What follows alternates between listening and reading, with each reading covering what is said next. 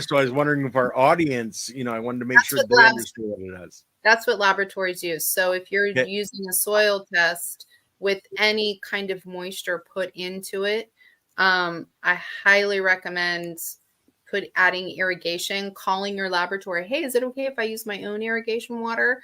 If they don't specifically say that on their protocol. Interesting. Yeah. So, Jenny, when I got the test results back from Chris, there was a page that didn't have a name on top of it. It just had a spreadsheet. So it was an Excel spreadsheet. And when I printed it, it came out in 5 or 6 pages. Was that your test result? No, we don't. I mean, we provide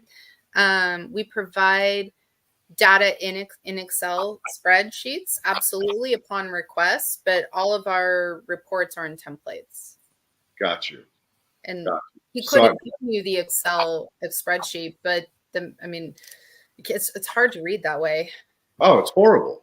It's like, I mean, we provided people with large amounts of data. That's all they want. But if you're just looking at side by side a few samples, I highly suggest keeping it in the template, unless you're doing something like graphing it a whole season long or something. Yeah, so I don't know whether, again, I'll have to talk to Chris to find out if that was your report or someone else's, because I got a couple of reports from New Age. I got another report from, I think it was rock soil, that did leaf tissue.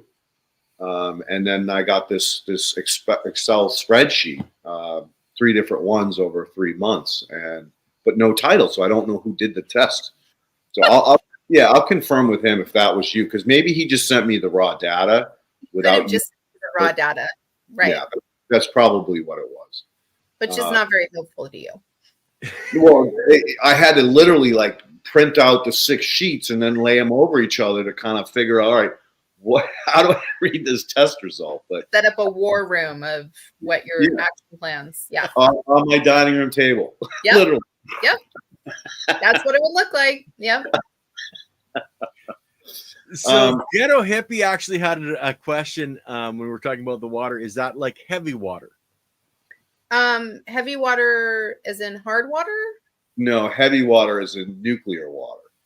Oh gosh, I'm out of my league, Mr. Said. Heavy water is I don't have the exact answer, but it's kind of like that H3O5. Like they're adding other components to it and getting them to bond electrically. And it's kind of the way you look at anytime you're trying to do a reactive process like nuclear fission. If you have anything in the water, it will bond to the rods, and then the rods will touch, and then you will have a nuclear explosion. So it's tricky. Ghetto Hippie, why don't you Google it, and you'll probably find it. It's part of figuring out how to get to a non-nuclear reaction, but you get the fission. Yeah, I don't deal with that. That was like zing over my head too.